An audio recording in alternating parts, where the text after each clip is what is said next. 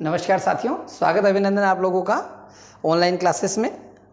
Start करते हैं आगे के टॉपिक पे अपन लोग। अगर ये वीडियो आप YouTube पे देख रहे हैं और अभी तक आपने GLCI ऐप डाउनलोड नहीं किया है तो बहुत सारे तरह के कोर्सेज मेंस को लेके वहाँ पे अपलोडेड है, स्टोर पे जाके आप देख सकते हैं। हर बजट में हर तरीके से जो आपकी मेंस की तैयारी को पूरी तरीके से अच्छे से करवा पाएँ, ज़रूर देखें। स्टार्ट करते हैं। अपन ने लास्ट टॉपिक छोड़ा था वैदिक संस्कृति पे आ गए थे अपन लोग, वैदिक कल्चर। अब वैदिक संस्कृति जो है इसके बारे में कुछ क्वेश्चन हमने रहते हैं, अगर अपन देखेंगे या आप अपना क्वेश्चन बैंक भी देखेंगे तो वहाँ पे आपको दिखेगा कि 20 वर्ड्स में मोस्ट ऑफ क्वेश्चन यहाँ से एग्जाम में पूछे जाते हैं और नॉर्मली वो हमारे प्री के फैक्ट्स से रिलेटेड ही होते हैं जो फैक्ट्स हमें पूछे जाते हैं। तो कुछ उन फैक्ट्स का रिविजन भी हम लोग यहाँ पे करते चलें ताकि मेंस में हमारी आंसर राइटिंग बहुत बढ़िया रहे। आर्य वैदिक संस्कृति के संस्थापक एवं प्रसारक आर्य थे, ठीक है। शाब्दिक अर्थ श्रेष्ठ या उच्च कुलीन, ठीक है। प्रारंभिक प्रसार जो इनका हुआ था सप्त सिंधु में, बाद में उत्तर भारत में प्रसार हुआ। मतलब अगर जैसे केवल आर्य शब्द लिखा आ जाता है और 5 मार्कर भी आ जाता है तो सीधी सी बात क्या हो जाएगा कि हम एक ड्यूरेशन के तहत कि भाई प्रारंभ में कबीलाई ग्रामीण संस्कृति के प्रबोधक या वर्तमान भारत के उत्तर भारत में निवासित जो प्रजाति है उसके पुरोधा, ठीक है। अगर 20 वर्ष में आ जाता तो आर्य क्या हो जाएगा, वैदिक संस्कृति के संस्थापक एवं प्रसारक आर्य थे। शाब्दिक अर्थ इनका श्रेष्ठ या कुलीन। एक प्रारंभिक निवास क्षेत्र जो था वो कौन सा था, सप्त सिंधु रीजन था। और अगर आप चाहें तो आप इसमें मैप भी ड्रॉ कर सकते हैं। मैप अगर ड्रॉ करेंगे तो क्या होगा, स्कोर आपका बहुत अच्छा लगेगा। समझ लीजिए मैप को आप, जैसे इसमें आपको ऊपर वाला जो पार्ट है उसका मैप बनाना है।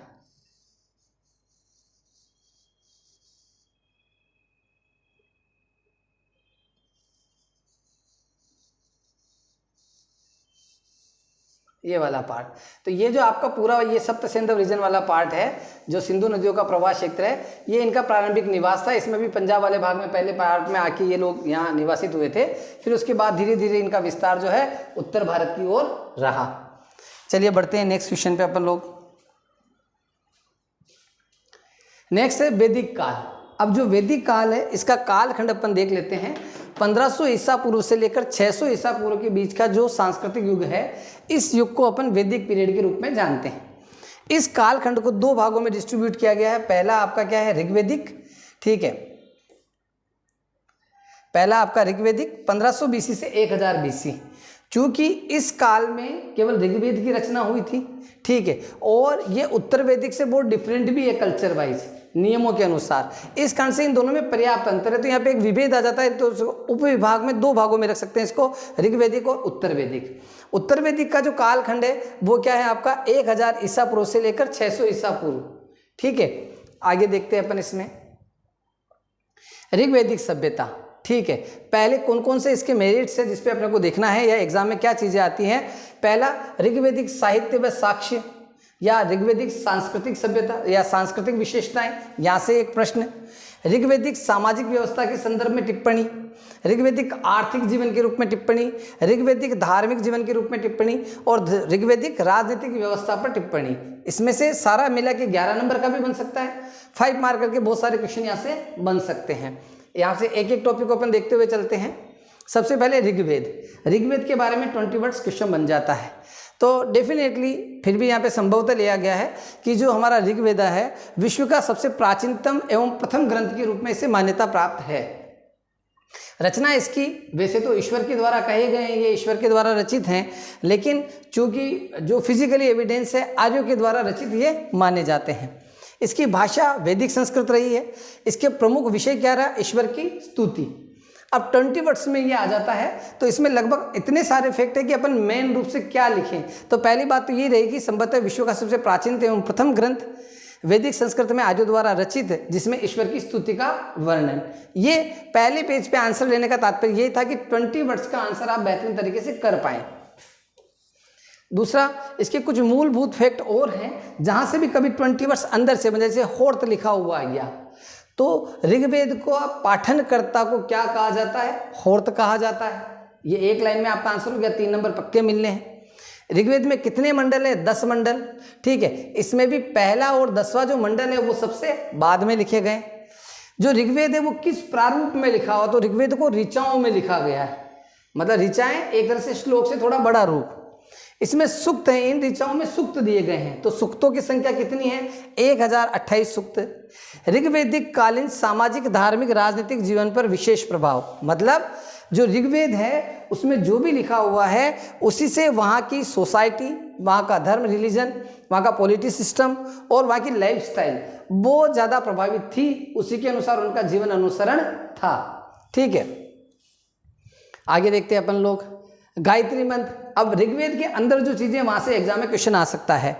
ऋग्वेद के तीसरे मंडल में सूर्य व देवी सरिता को समर्पित विश्वामित्र द्वारा रचित गायत्री मंत्र। अब यहाँ पे एग्जाम में गायत्री मंत्र आ गया तो अपन क्या लिखेंगे कि ऋग्वेद के तीसरे मंडल में प्रस्तुत सूर्य एवं देवी सरिता को समर्पित रचना विश्वामित्र जी द्वारा। ये आपका 3 मार्कर हो गया, शानदार 2 लाइन में आप इनको कोट कर सकते हैं, आपको 3 नंबर मिलना है।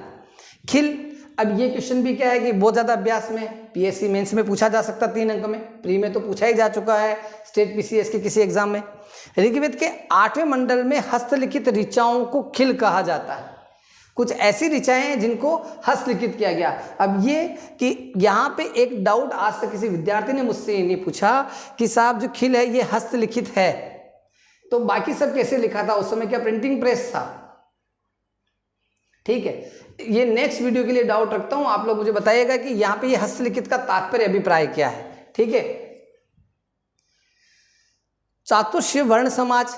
चातुर्श्य वर्ण समाज जो है वो क्या? ऋग्वेद के 10वें मंडल में पुरुष सूक्त में ब्रह्मा से उत्पन्न 4 वर्णों का उल्लेख है। जैसा कि ऋग्वेदिक समाज में हम लोग देखते हैं जो वर्ण व्यवस्था है वो कर्म आधारित थी, जैसा आप कर्म करेंगे वैसा वर्ण आपका डिसाइड होगा। जैसे आप युद्ध लड़ते हैं तो आप सैनिक कहलाएंगे, युद्ध लड़ने के बाद आप पूजा पाठ का कर्म करने लग गए, ईश्वर स्तुति में लग गए तो आप ब्राह्मण कहलाएंगे। ठीक है, तो इस बात का उल्लेख कहाँ दिया गया? जैसे चातुर्श्य वर्ण व्यवस्था ऋग्वेद के 10वें मंडल में पुरुष सूक्त में ब्रह्मा से उत्पन्न 4 वर्णों का उल्लेख किया गया है। यह वर्ण विभाजन कर्म आधारित था, यही चातुर्श्य वर्ण समाज व्यवस्था है। अब ये सोशियोलॉजी वाला पेपर 2 पार्ट बी जो है उसमें भी आएगा आपका धर्मसूत्र। जैसे एग्जाम में 20 वर्ष आ गया, धर्मसूत्र क्या है? ऋग्वेद में वर्णित 4 वर्णों की स्थिति, व्यवसाय, कर्तव्य व अधिकारों को धर्मसूत्र के रूप में जाना जाता है। ऋग्वेद में वर्णित 4 वर्णों की स्थिति, व्यवसाय, कर्तव्य व अधिकारों को, मतलब कि आप क्या करेंगे और क्या नहीं करेंगे, आपके जीवन में आपके क्या कर्तव्य है, धर्म के अनुसार आपका जीवन निर्वाह कैसा होना चाहिए, आपकी वृत्ति या व्यवसाय क्या होना चाहिए, इसको हमारे पुरोधाओं ने धर्मसूत्र के रूप में उल्लेखित किया। नेक्स्ट वेद। अब जैसे मान लो 20 वर्ष में वेद ही क्वेश्चन आ गया। ठीक है, तो वेद की संख्या 4 है। ठीक है, भारत के सबसे प्राचीनतम ग्रंथ वेद, ये देवताओं द्वारा रचित माने गए हैं, इनकी संख्या 4 है। इसका संकलन किसने किया? कृष्ण देवपायन वेद व्यास जी महाराज के द्वारा किया गया है ना। पूरा नाम इनका देवायन नहीं है, देवपायन है। ये कृष्ण देवपायन वेद व्यास जी, उनके द्वारा इसका पूरा क्या किया गया बेटा? कोट किया गया या इनको लिखा गया। होर्त, ऋग्वेद के मंत्रों का उच्चारण करने वाले ऋषियों को होर्त कहते हैं। नेक्स्ट और देखते हैं क्या है इसमें। यजुर्वेद, अगर मान लो इस पे भी क्वेश्चन आता है तो मोस्ट ऑफ चांस आपका 20 वर्ष आने का है। ठीक है, कि यजुर्वेद जो है उसमें क्या आ सकता है? इसमें यज्ञ एवं कर्म कांडों का उल्लेख है। पठनकर्ता इसके क्या कहलाते हैं? अर्धव्यू। इसके पठनकर्ता क्या कहलाएंगे? अर्धव्यू। ये गद्य व पद्य दोनों में रचित है। तो इसको याद रखने का एक छोटा सा तरीका आप ध्यान रख सकते हैं। जब कोई पंडित जी हमारे घर पे किसी यज्ञ हवन के लिए हम बुलाते हैं तो वो नॉर्मली मंत्र बोलने के साथ साथ बीच में क्या होता है? दक्षिणा रखिए यजमान, पानी लाइए यजमान, आचमन कीजिए यजमान, तो वो क्या मंत्र भी बोलते हैं उसके साथ गद्य भी बोलते हैं। तो उससे ये याद रह जाएगा यजुर्वेद, जिसमें यज्ञ एवं कर्मकांडों का उल्लेख है। पठनकर्ता अर्धव्यू कहलाता है। ठीक है, और ये गद्य व पद्य दोनों में रचित। ये 3 बातें आपने मेंशन कर दी, आपके 3 अंक पक्के हैं, क्योंकि उससे अधिक उसमें कुछ है भी नहीं। है तो बहुत कुछ, लेकिन हमारी मेंस परीक्षा के अनुसार हमें सीमित दायरे में चलना है। क्योंकि मेंस की तैयारी में एक बात आप अच्छे से ध्यान रखिएगा कि आपको एक बाउंडेशन बना के चलना, कि इससे बाहर जाके भी नहीं पढ़ना है। क्योंकि जब आप बहुत ज़्यादा वर्सेटाइल पढ़ने लग जाते हैं तो सिलेबस कभी टाइम पे बाइंड अप नहीं हो पाते। ठीक है, सामवेद, इस वेद में गेय रचनाओं का संकलन है। इसी कारण से सामवेद को प्राचीन भारतीय संगीत का जनक ग्रंथ भी कहा जाता है। मतलब जो हमारा इंडिया का एशियंट क्लासिकल म्यूजिक है उसका ओरिजिन कहाँ से माना जाता है? वेदों से माना जाता है। तो वेद गेय रचनाओं में, मतलब इसको गा के ही आप आगे बढ़ा सकते हैं। ठीक है, प्राचीन भारतीय संगीत का जनक ग्रंथ। इसके पठनकर्ता क्या कहलाते हैं? उद्गाता। इसके पठनकर्ता, जैसे आप ऋषि जी पढ़ रहे हैं तो ये क्या कहलाएंगे? उद्गाता। नेक्स्ट अर्थवेदा, मिस प्रिंट को आप थोड़ा नोटिस नहीं कीजिएगा, ठीक है। ये सबसे अंत में रचित वेद है, मतलब पहला ऋग्वेद हुआ तो सबसे लास्ट में अर्थवेद। अब ऋग्वेद ऋग्वेदिक काल में लिखा गया, शेष तीनों वेद उत्तर वैदिक काल में लिखे गए, ये नोटिस में रखिएगा आप। इसका विषय क्या है? जादू टोना रोग निवारण। मतलब अर्थवेद के अंदर क्या है कि व्यवस्थाओं में डर जो है उसका स्थान बढ़ने लगा, ठीक है। जैसे अर्थवेद के संदर्भ में उत्तर वैदिक धार्मिक व्यवस्थाओं पर टिप्पणी लिखी है। तो अर्थवेद की उत्पत्ति जिसमें जादू टोना, तंत्र कलाएं, ठीक है, रोग निवारण के बारे में भी किया गया, तो ये एक बहुत मौलिक ग्रंथ है। किंतु इससे इस समय के समाज के अंदर जो डर पैदा हो चुका था, जिस वजह से ब्राह्मणवाद घोर रूप से आगे बढ़ा, आडंबर थोड़ा सा ज़्यादा आगे आया, ठीक है। तो यहाँ से अर्थवेद से ये चीज़ें थोड़ी सी क्लियर होती कि हाँ, इस समय लोगों के लिए क्या किया गया, इस प्रकार के प्रयोजन दिखाए गए कि भाई ऐसा करने के लिए आप ये प्रोसेस कर सकते हैं, ऐसा करने के, अब वो सत्य है, वो तो जो तंत्र विद्याएं करते हैं वही जानते हैं, ठीक है। इसमें सभा समिति व कन्या जन्म आलोचना का उल्लेख है। जैसे कभी कभी प्री में ये क्वेश्चन आ जाता है कि सभा समिति व कन्या जन्म की आलोचना का उल्लेख कहाँ है, तो अर्थवेद में। और मेंस के 20 वर्ष में आप इस एक फैक्ट को मेंशन करके आप अपने स्कोर को बहुत अच्छा कर सकते हैं। किसी जाति भावनाओं धर्म को मैं आहत नहीं करना चाहता है ना, क्योंकि मैं खुद मतलब ऋग्वैदिक समाज का व्यक्ति हूँ। 10 राज्य युद्ध। 10 राज्य युद्ध मतलब क्या है कि भाई 10 राजाओं के बीच में लड़ा गया युद्ध, किसी नदी के किनारे लड़ा गया युद्ध। देखते हैं इसकी डिटेल। ऋग्वेद के 7वें मंडल में उल्लेखित ये युद्ध सुदास व 10 जनों के मध्य हुआ। मतलब एक तरफ किंग सुदास थे, एक तरफ उस समय जो जन हैं, जो देश जैसी भूमिका में थे, भले बहुत छोटे एरिया में साम्राज्य थे, उन्होंने मिलकर लड़ा। इस युद्ध में क्या हुआ, सुदास विजयी हुए। ये युद्ध कौन सी नदी के किनारे हुआ, परुष्णी, ये पारुष्णी लिखा हुआ है, परुष्णी नदी के किनारे हुआ, जो वर्तमान में किस नाम से जानी जाती है, रावी नदी के किनारे। अब जब मेंस में आप लिखेंगे तो आप क्या लिखेंगे, ये लाइन स्टार्ट नहीं होगी, लाइन ये लिखेंगे कि वैदिक युग में या वैदिक ईरा में सुदास व 10 जनों के मध्य हुआ युद्ध, जिसमें सुदास विजयी हुए। परुष्णी नदी के किनारे इस युद्ध का वर्णन, जो परुष्णी नदी के किनारे हुआ, इस युद्ध का वर्णन ऋग्वेद के 7वें मंडल में मिलता है, ठीक है। तो मेनली डाटा मेंशन आपको याद है तो आप 2 लाइन में उसको बढ़िया से वहाँ फिट कर सकते हैं। बाकी मेन बात यानी चाहिए, कोई भी युद्ध आपको मेंस में पूछ लिया जाता है तो सबसे पहले युद्ध कब, किनके मध्य, किस कारण से और परिणाम, ये 4 बातें अगर आपने शॉर्ट में मेंशन कर दी तो 3 आपको मिलनी है कि हाँ, वैदिक पीरियड में, वैदिक काल में, सुदास व 10 जनों के मध्य, रावी नदी के किनारे, ठीक है, सुदास युद्ध में विजय। अब रेफरेंस की ये डेटा आपने कहाँ से लिया, इसका उल्लेख ऋग्वेद के फलाने मंडल 7वें मंडल में, ठीक है। सभा, ये एक ऋग्वेदिक राजनीतिक संस्था थी, जैसे आज अपना लोकसभा राज्यसभा जैसा मान सकते हैं, तो उतना वृहत रूप तो नहीं था, लेकिन वहां के जो साम्राज्य थे उस हिसाब से उतना वृहत रूप उसका था। सभा ऋग्वेदिक राजनीतिक संस्था। कार्य, राजा को परामर्श देना, जैसे मंत्रिपरिषद काम करती है उस प्रकार से राजा को परामर्श देना। अब इस सभा के अंदर कौन लोग इंक्लूड होते थे, जो उस समय की सोसाइटी में श्रेष्ठ और संभ्रांत लोग होते थे, उनको सभा में स्थान दिया जाता था। मतलब एक तरह से ये पूरी मिनिस्ट्री हो गई आपकी सभा, जो राजा को पूरी तरह से सजेस्ट करती थी, सलाह देती थी कि आपको क्या करना चाहिए इस पे। नेक्स्ट, समिति, ये भी एक ऋग्वेदिक राजनीतिक संस्था थी। इसका अध्यक्ष ईशान कहलाता था। समाज, जनता का प्रतिनिधित्व, स्त्रियां भी शामिल। मतलब जो समिति है इसमें क्या होता था, सामान्य जन शामिल होते थे, स्त्रियां भी शामिल होती थी। इसका हेड जो बनता था ईशान। और ऋग्वेदिक राजनीतिक संस्था, इनका भी मुख्य कार्य क्या होता था कि भाई जनता को किन कामों की आवश्यकता है, जनता राजा से क्या अपेक्षा रखती है, तो ये राजा कैसे जाने, इसके लिए इस चीज को बनाया गया, समिति को। तो समिति में क्या हो गया, रूप बड़ा हो गया। सभा छोटे अक्षरों में, मतलब कैबिनेट, एक तरह से मंत्रिपरिषद। समिति उससे वृहत रूप, जिसमें सामान्य जन होते थे, स्त्रियां होती थी। इनका एक अध्यक्ष बनाया जाता जो ईशान होता था। ये क्या करते थे, राजा को इस बारे में बताते थे कि हाँ भाई चल क्या रहा है, किन कानूनों की आवश्यकता है, या जो भी बातें होंगी, ठीक है। विदत, ऋग्वैदिक काल में सबसे प्राचीन व सबसे बड़ी राजनीतिक व्यवस्था थी ये। विदत जो है सभा और समिति से भी ऋग्वैदिक काल में बड़ा रूप रखती है, धीरे धीरे क्षीण अवस्था में आ जाती है, ठीक है। इसका कार्य भी क्या था, राजा को सलाह देना ही होता था। नेक्स्ट, उपनिषद। उपनिषद क्या है साहब, मतलब साहित्य के रूप में, तो प्राचीन भारतीय दर्शन के जनक ग्रंथों को उपनिषद कहा गया है। अब दर्शन क्या होता है, जीवन जीने की कला। जैसे कोई व्यक्ति गरीब है लेकिन जीवन को बहुत आनंद से जीता है, कोई व्यक्ति अमीर है वो जीवन को आनंद से जीता है, कुछ लोग दोनों कंडीशन में लेकिन जीवन को आनंद से नहीं जीते। ठीक है, तो जीवन को किस प्रकार से आनंद पूर्वक व्यतीत किया जाए, ठीक है, जो कार्य आप कर रहे हैं उस कार्य में आपको संतुष्टि प्राप्त कैसे हो। ठीक है, तो ये जीवन के दर्शन के अलग अलग कॉन्सेप्ट हो गए। इसीलिए अपन क्या होता है किसी व्यक्ति को ज्ञानी मानते हैं, क्योंकि लगता है कि यार ये जीवन के बारे में बेहतरीन तरीके से जानते हैं, इनके इन विचारों को स्वीकार किया जा सकता है। तो प्राचीन भारतीय दर्शन जिसने मानव जीवन को सरल बनाया, मानव जीवन को शेड्यूल किया, तरीका बताया कि जीवन को किस तरह से आपको यूज करना है, किस तरह से आपको जीवन को स्पेंड करना है, लाइफ कैसे जीनी है, तो ये हम कहाँ से सीखते हैं? अपने उपनिषदों से। प्राचीन भारतीय दर्शन के जनक ग्रंथ, इनकी संख्या ज्ञात संख्या 108 है। इनमें से कुछ जैसे जो उपनिषद है, मुंडकोपनिषद, ऐत्रेय उपनिषद, कंठोपनिषद, ठीक है, और इनमें मगध पूर्व का इतिहास भी उल्लेखित है। इन उपनिषदों में अगर अपन देखें तो कुछ मगध डायनेस्टी से पहले की जो हिस्टोरिकल घटनाएं हैं उनका भी पर्याप्त मात्रा में उल्लेख पाया जाता है। नेक्स्ट कंठोपनिषद, जैसे मान लो उपनिषद में भी क्या कर लिया, आपसे कोई एक स्पेशल क्वेश्चन पूछ लिया, जैसे एमपीपीएससी प्री में इससे रिलेटेड एक बार क्वेश्चन आया था लास्ट ईयर, यजुर्वेदीय शाखा का उपनिषद सबसे पहले ये किस ब्रांच से रिलेटेड है? तो यजुर्वेदीय शाखा का उपनिषद, भाषा संस्कृत, इसमें आत्मा परमात्मा विषय का उल्लेख किया गया है। और ये उल्लेख किस तरह से आता?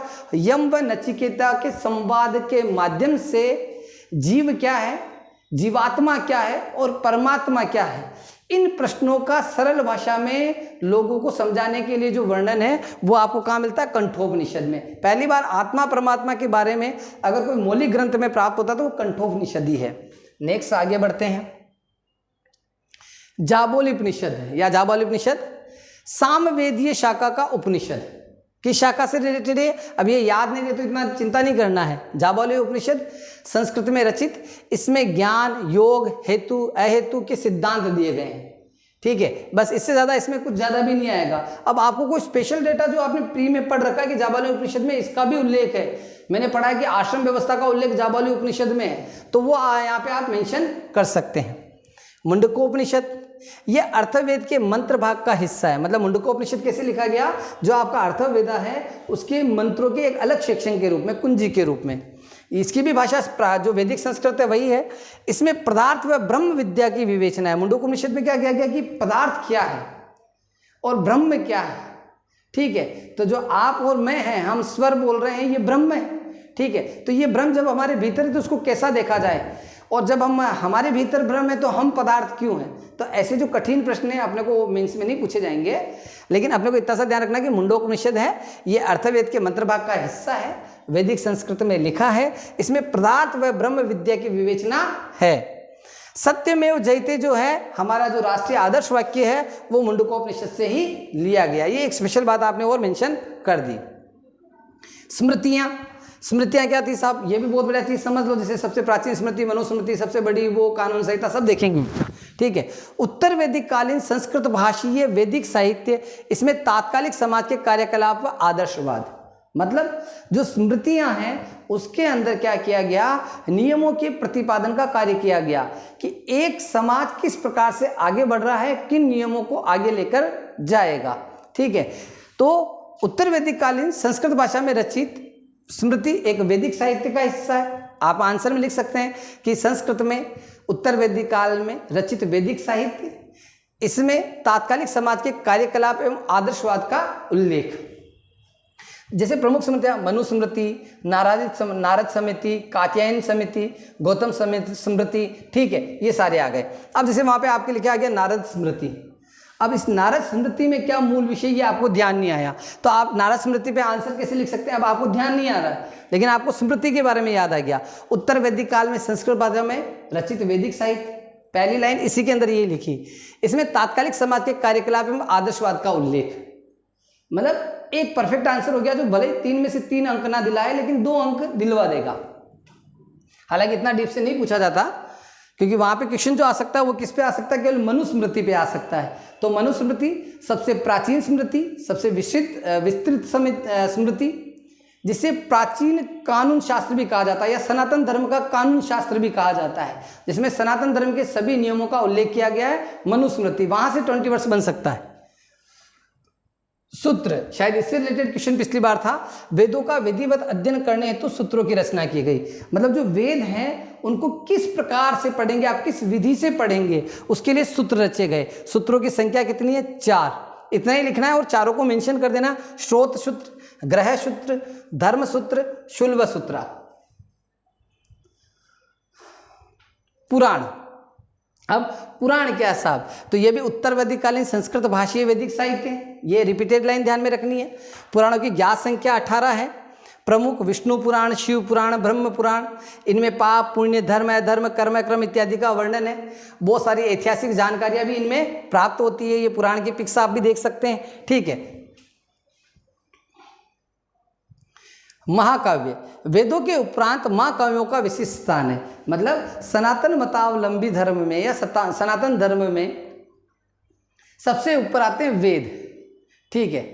फिर वेदों के साथ उसी के पैरेलल चलते हैं महाकाव्य, क्योंकि महाकाव्य जो है वो होली स्टोरीज है जो हमारे ईश्वर के बारे में हमें बताती है कि हमारे ईश्वर ने क्या त्याग किए हमें सिखाने के लिए कि जीवन क्या है। जैसे प्रभु श्री राम पुरुषार्थ को सिखाने के लिए उन्होंने कष्ट झेले। ठीक है। योग दर्शन क्या है, भगवान श्री कृष्ण ने दिखाने के लिए बताया। ठीक है। तो ईश्वर की लीलाओं से संबंधित कि एक मानव जीवन किस प्रकार से सही होना चाहिए, उसकी नियमावली क्या है। ठीक है। तो ये कहाँ मिलते हैं? महाकाव्यों में। तो महाकाव्य कितने हैं? 2 ही हैं।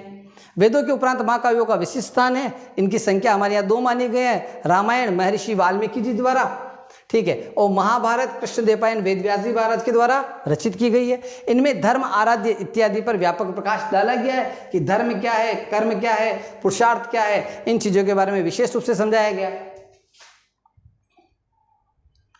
आरण्यक, आरण्यक क्या होता था कि जो व्यक्ति संन्यास ले लेता था, जैसे आश्रम व्यवस्था जो थी उसमें जो पहला चरण आता है वो होता है ब्रह्मचर्य, 0 से 25 वर्ष। इसमें आप शिक्षा अर्जन करें, समाज के नियमों को सीखें, जीवन के मौलिक सिद्धांतों को सीखें।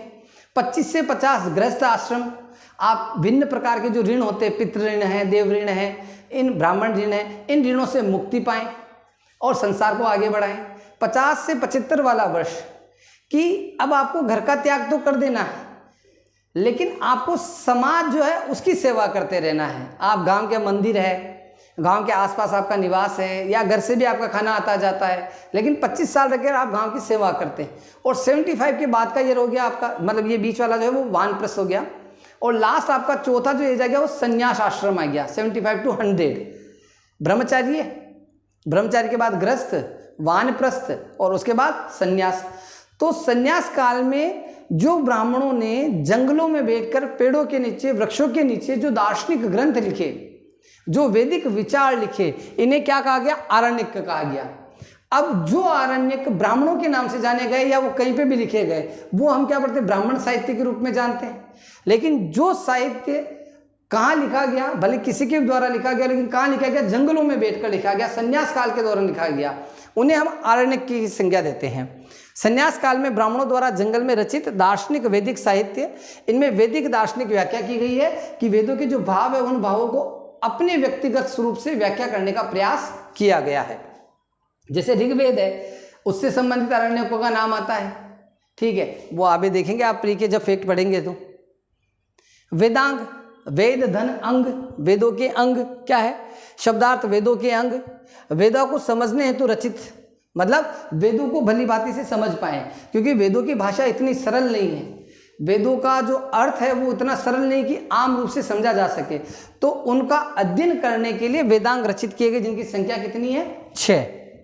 कौन कौन से 6? शिक्षा, कल्प, व्याकरण, निरुक्त। ये निषक्त नहीं है, निरुक्त है। यहाँ पे ध्यान देवें आप, ये क्या है? निरुक्त है।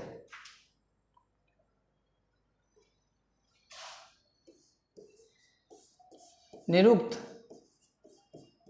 छंद, शिक्षा, कल्प, व्याकरण, निरुक्त, छंद, ज्योतिष। ठीक है। फिर ब्राह्मण, उत्तर वैदिक काल में रचित संस्कृत भाषी इन ग्रंथों में यज्ञ व कर्म कांडों की विधियों को समझाने का कार्य किया गया है। उदाहरण ऐत्रेय, गोवर्ध, पंचविश, कौशिकी। ठीक है, मतलब जो आपके आरण्यक थे उसमें क्या था? दार्शनिक विचारों का पुट अधिक मिलता है। जो ब्राह्मण ग्रंथ हैं उनमें क्या है, वेदों से संबंधित जो बातें हैं, वो विधियां हैं, उनके बारे में अधिक उल्लेख किया गया। जैसे आपका ऋग्वेद है तो उससे संबंधित जो ब्राह्मण ग्रंथ है वो कौन सा है, ऐत्रेय ब्राह्मण ग्रंथ और कौशितकी ब्राह्मण ग्रंथ। नेक्स्ट पे आगे बढ़ते हैं अपन लोग। ऋग्वेदिक राजनीतिक स्थिति पर टिप्पणी लिखिए। अब ये 5 मार्कर में आपका क्वेश्चन आ गया, तो एक लाइन में आपका इंट्रो और आगे सारी बातें आपको एक्सप्लेन करनी है। 11 मार्कर में भी आ गया तो इन्हीं पॉइंट्स को आप एलिब्रेट करके लिख सकते हैं। देखो इतना स्पेसिफाइड कंटेंट संस्थान ने आपके लिए तैयार किया है, जिससे आप अच्छे से अगर पढ़ के जाते हैं तो मेंस में आपको प्रॉब्लम नहीं आएगा। अब इसके साथ ही क्या हो गया कि जब आप इतिहास का, जैसे आप मान लीजिए लुसेंट से पढ़ रहे हैं, हिस्ट्री आप शिवलाल से पढ़ रहे हैं, अगर शिवलाल की बुक आपके पास नहीं तो जरूर लाएं आप 12th क्लास वाली, जिसमें भारतीय इतिहास का पूरा उल्लेख है। तो इसके साथ साथ जब आप उससे पढ़ते हुए चलेंगे तो आपको बहुत आनंद आएगा। ऋग्वेद के आधार पर इस काल का राजनीतिक ढांचा व राजव्यवस्था इस प्रकार थी। कुटुंब, कुलुप व कुलपति, ठीक है, मतलब कुटुंब जो है उसके मुखिया क्या कहलाते हैं, या तो कुलप या कुलपति, ठीक है। ग्राम, अनेक कुटुंबों का समूह, मतलब परिवारों का समूह मिलकर क्या कहलाता था, ग्राम कहलाता था, इसका मुखिया ग्रामीणी, ठीक है। विश, गांवों का समूह क्या कहलाता था, विश, और इसका मुखिया विश्वपति। जन, अनेक विषयों का समूह मिलकर क्या बनाता था, जन, जिसका मुखिया गोप।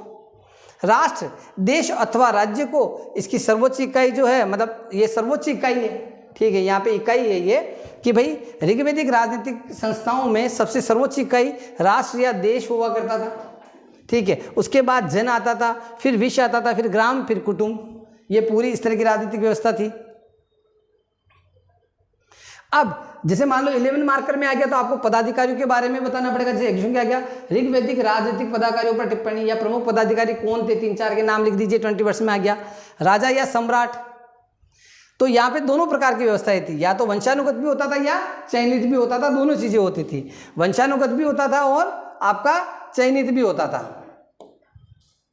वंशानुगत व चयनित दोनों। मतलब राजा का बेटा राजा बनेगा या जनता चुनाव करती थी, गणतंत्र की बात थी, दोनों व्यवस्थाएं मौजूद थी। पुरोहित, पुरोहित मतलब जो कर्मकांड, यज्ञ, ऐसे धार्मिक कार्यों को संपन्न करते थे। सेनानी, जो लड़ने का, रक्षा का काम करते थे। ग्रामीणी, जो गांव के प्रधान होते थे। गण शासन, गणतंत्रात्मक राज्यों का उल्लेख, इसका शासक गण शासक कहलाता था। मतलब गण शासक क्या कहलाता था, कौन होता था, गण राज्यों के जो शासक है वो गण शासक कहलाता था। अब मेंस में 20 वर्ड्स में आपके एक क्वेश्चन आ गया गण शासक, ठीक है, तो आंसर लिखने अपने लिए दिक्कत हो जाएगी। गण शासक क्या है, तो गण शासक मतलब क्या हो गया, वैदिक राजनीतिक व्यवस्था में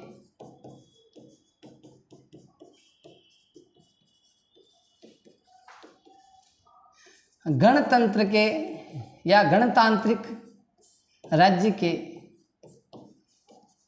राजा को क्या कहा जाता था, गण शासक।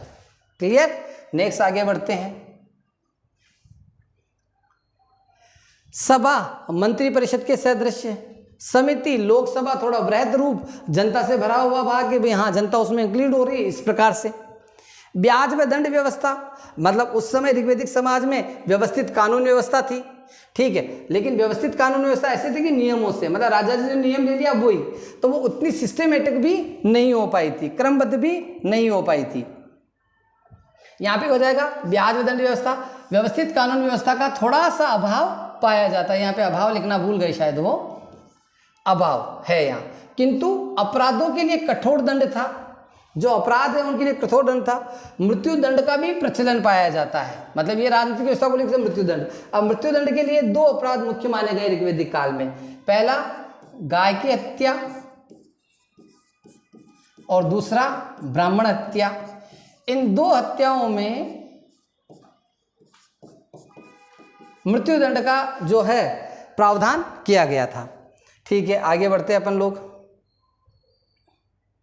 ऋग्वैदिक सामाजिक व्यवस्था, सोशल स्ट्रक्चर, ठीक है, ऋग्वैदिक काल में कैसा था उस चीज़ पे। अब यहाँ पे क्या हो गया, मान लो 11 मार्क्स में आपका एक क्वेश्चन आ गया, तो 11 मार्क्स में आपका एक क्वेश्चन आ गया तो आप आंसर कैसे लिखेंगे, आप ध्यान रखिएगा, एक कोट करके। ऋग्वैदिक कबीलाई रूप में निवास करने वाला एक जन समूह व्यवस्थित समाज और पूर्ण विकसित संस्कृति की ओर संकेत करता है। मतलब ये बात किसने करी है?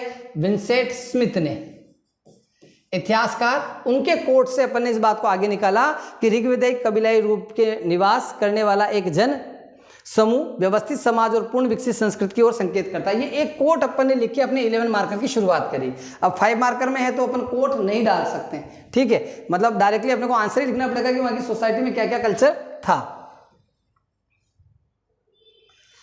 जैसे समाज जो था वो कैसा था? पहला, परिवार जैसी प्राथमिक इकाई थी, ठीक है। पितृसत्तात्मक व्यवस्था, मतलब जो सिंधु समाज में अपन ने देखा कि मातृ सत्तात्मक समाज था, वहीं पर यहाँ पे ये पितृसत्तात्मक हो गया। विवाह के 8 प्रकार प्रचलित थे। स्त्रियों की दशा इस समय सम्मानित थी। शिक्षा एवं अन्य सभी अधिकार भी उनको लगभग उपलब्ध थे। वर्ण व्यवस्था ऋग्वैदिक काल में ये कर्म आधारित थी। फिर वेशभूषा व प्रसाधन लगभग प्राय सभी पुरुष और महिलाओं के जो है लगभग एक जैसे थे। प्रसाधनों का प्रयोग किया जाता था। आवास मिट्टी व बांस के साधारण बने होते थे। शिक्षा उपनयन संस्कार के बाद प्रारंभ होती थी। मनोरंजन के साधन वही चौपड़, शिकार, ठीक है, ये चीजें मुख्य रूप से विद्यमान थी। ऋग्वैदिक आर्थिक स्थिति, अगर ये 5 मार्कर में आपका आ जाता है तो ऋग्वैदिक अर्थव्यवस्था संपन्न व पशुपालन प्रधान थी, जिसे निम्न बिंदुओं में से समझा जा सकता है। जिसको निम्न बिंदुओं में समझा जा सकता है।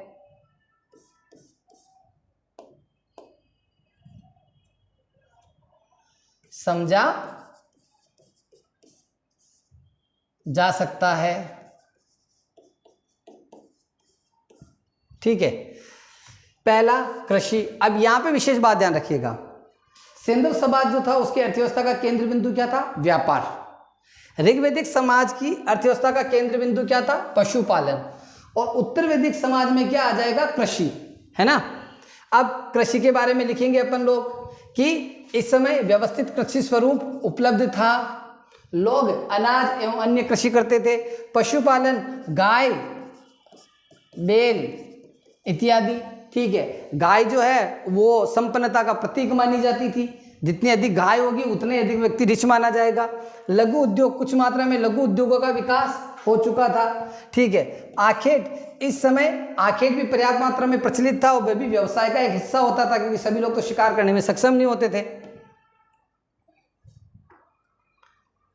व्यापार एवं वाणिज्य, तो इस समय व्यापार स्वदेशी भी था, मतलब राज्य के भीतर भी था, और विदेशी व्यापार दोनों प्रकार से प्रचलित था। पणी, व्यापार करने वाले को पणी कहा जाता था। निष्क, ये लगभग स्वर्ण मुद्रा के सदृश था। ये कैसा था? निष्क, कि ऋग्वैदिक समाज में मुद्रा सदृश वस्तु विनिमय प्रणाली प्रचलित थी। मतलब ऋग्वैदिक समाज में मुद्रा का विशेष रूप से प्रयोग नहीं था। जैसे सिंधु समाज में अपन देखते हैं कि सेल घड़ी से बनी हुई बहुत ज्यादा मुद्राएं मिली है, लेकिन यहाँ पे मुद्राओं का इतना रूप प्रचलन नहीं मिला है, ठीक है। यहाँ पे वस्तु विनिमय प्रणाली जो बार्टर सिस्टम है वही ज्यादा प्रचलित था। ग्राम आत्मनिर्भर व्यवस्था, मतलब जैसे अभी जो भारत में अपन चला रहे हैं लोकल फॉर वोकल, ठीक है, कि आत्मनिर्भर बन जाए, तो प्रत्येक गांव अपने कामों को आत्मनिर्भर रखने की कोशिश करता था। नेक्स्ट, ग्राम आत्मनिर्भर व्यवस्था। गाय सबसे कीमती व आर्थिक स्थिति का सूचक भी। आपके पास गायों की संख्या अधिक है, मतलब आप अमीर हैं। ऋग्वैदिक धार्मिक स्थिति, संपूर्ण वैदिक साहित्य मूलतः धार्मिक साहित्य है। धार्मिक जीवन के बाद में ऋग्वैदिक से निम्न जानकारी प्राप्त होती है। मतलब संपूर्ण वैदिक साहित्य जो है वो धर्म से ही जुड़ा हुआ है, इर्द गिर्द उसी से जुड़ा हुआ है। तो वहां से हमें ऋग्वैदिक धार्मिक स्थिति के बारे में कुछ जानकारी प्राप्त होती है, जो इस प्रकार से या इस आधार पर हम ऋग्वैदिक धार्मिक जीवन को एलिब्रेट कर सकते हैं या प्रस्तुत कर सकते हैं, ठीक है। सबसे पहले आएगा देवता, कि आर्यों के देवता कौन थे। तो आर्यों के देवता 33 देवताओं का अस्तित्व, बाद में धीरे धीरे हमने उसको 33 करोड़ बना दिया, बाकी मूल रूप से 33 देवताओं का उल्लेख किया गया है। इसमें भी देवता कौन कौन से हैं? स्वर्ग के देवता, वायु के देवता, पृथ्वी के देवता। स्वर्ग के देवता धो, वरुण, सूर्य, वायु के इंद्र, रुद्र, मस्त, पृथ्वी के अग्नि, सोम, पृथ्वी, ठीक है।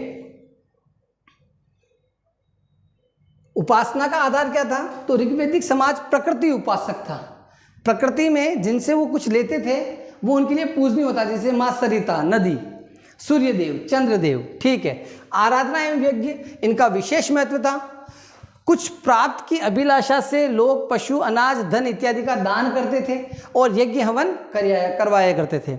आत्मा के अस्तित्व में विश्वास था, पुनर्जन्म में भी विश्वास था। ये हमारी धार्मिक मान्यता थी कि आज भी हम आत्मा और पुनर्जन्म में विश्वास करते हैं कि जैसे कोई भी कार्य करने से पहले अपने मन में आता है कि मेरी आत्मा नहीं मान रही है, ठीक है, फिर यही हिसाब उतारना, फिर अगले जन्म में भोगना, अपने से बोलते हैं। तो ये उसी समय से चला आ रहा है। नैतिकता की भावना, मतलब ऋग्वैदिक धार्मिक जीवन जो है वो नैतिकता की भावना के आधार पर खड़ा हुआ था, इसीलिए हजारों साल भी आज ये अक्षुण्ण है। धर्म में नैतिकता, विद्वान, दानशीलता, मतलब ये शब्द शायद मिसप्रिंट हो गया है, नैतिकता ये शब्द जो है वही सही है। दानशीलता, उदारता, मानव कल्याण की भावनाओं का मुख्य रूप से पुट पाया जाता है, ठीक है। अब ऋग्वैदिक धर्म की विशेषताएं, मतलब जैसे ये एक बहुत अलग टाइप का क्वेश्चन हो गया। अब यहाँ पे क्वेश्चन पूछा है ऋग्वैदिक धर्म की विशेषताओं पर टिप्पणी लिखी है। तो पहला, उपयोगितावादितावाद का सिद्धांत, मतलब हम प्रकृति उपासक थे कि जो हमें दे रहे हैं हम उनके थैंकफुल हुए और उन्हें हमें ईश्वरीय स्वरूप प्रदान किया। जैसे सरिता नदी की पूजा करना हमारे धर्म में, गाय पूजा करना हमारे धर्म में है, ठीक है। देवता उदार, मतलब सनातन धर्म में देवताओं को उदार प्रवृत्ति के रूप में प्रकट किया गया है कि ईश्वर जल्दी से क्षमा कर देते हैं, ठीक है। पुरुष देवताओं की प्रधानता, ये भी हमारी एक विशेष बात है कि जो हमारा, ऐसा नहीं है कि महिला देवी देवता नहीं है, लेकिन पुरुष देवता अधिक पाए गए हैं। मूर्ति पूजा का अभाव, जैसे आप देखते हैं कि सैंधव समाज में मृण मूर्तियां बहुत ज़्यादा मात्रा में पाई जाती है, लेकिन ऋग्वैदिक उत्तर वैदिक काल में मूर्तियों का पर्याप्त अभाव था, इतनी मूर्तियां नहीं पाई गई। जीवन के प्रति आशा, मतलब ये बहुत बात थी, पॉजिटिव होप, सकारात्मक भावना, उत्साह का भाव, मरे हुए नहीं ऐसे कि हाँ चल रहा है, ऐसा नहीं, उत्साह का भाव था, बुलंद थे, जीना है, अच्छा करना है, कुछ करेंगे, आगे बढ़ना है, ऐसा। पुरोहित वर्ग महत्वपूर्ण था, ठीक है, मतलब पुरोहित वर्ग महत्वपूर्ण था, ऐसा नहीं केवल पुरोहित वर्ग ही महत्वपूर्ण नहीं था, ठीक है। लेकिन ये यहाँ पे लाइन थोड़ी उन्होंने मिस प्रिंट कर दी है, जैसे पुरोहित है उनको विशेष स्थान प्राप्त था, ठीक है। वो सभी विशेष अवसर जब होते थे तो सारे समय पे क्या होता है कि धर्म के जितने भी कार्य वो पुरोहित के द्वारा ही संपन्न कराए जाते हैं। तो चूंकि धर्म के बारे में पूछ रहा है तो भाई धार्मिक कार्यों के लिए पुरोहित वर्ग को थोड़ा महत्वपूर्ण स्थान दिया गया था धर्म में। ये इसको मैं करवा दूंगा मिस प्रिंट आपके नोट्स में सही, इसका जो है, ठीक है। धर्म में यज्ञ को महत्व, मतलब जो धर्म है उसमें यज्ञों का महत्व बहुत अधिक था। बहुत बहुत धन्यवाद साथियों, आप लोगों को निश्चित रूप से आनंद आ रहा होगा। अभी लेक्चर और पूरा करते हैं। ऐप अगर आपने डाउनलोड नहीं किया, यूट्यूब पे आप ये वीडियो देख रहे हैं तो GLCI इस ऐप जरूर डाउनलोड करें। बहुत बढ़िया कोर्सेस आपको वहाँ पे रखे गए, वीडियो कोर्सेस। एक कोर्स ऐसा है क्वेश्चन बैंक का, वो भी आप वहाँ पे जाके एक्सेस कर सकते हैं। जिन्होंने ये कोर्स परचेज कर लिया उसे किसी अन्य कोर्स को परचेज करने की आवश्यकता नहीं, क्योंकि सारे कोर्सेज उसमें इनबिल्ट हैं, है ना। धन्यवाद साथियों, बहुत बहुत धन्यवाद, बहुत बहुत स्वागत, अभिनंदन आप लोगों का।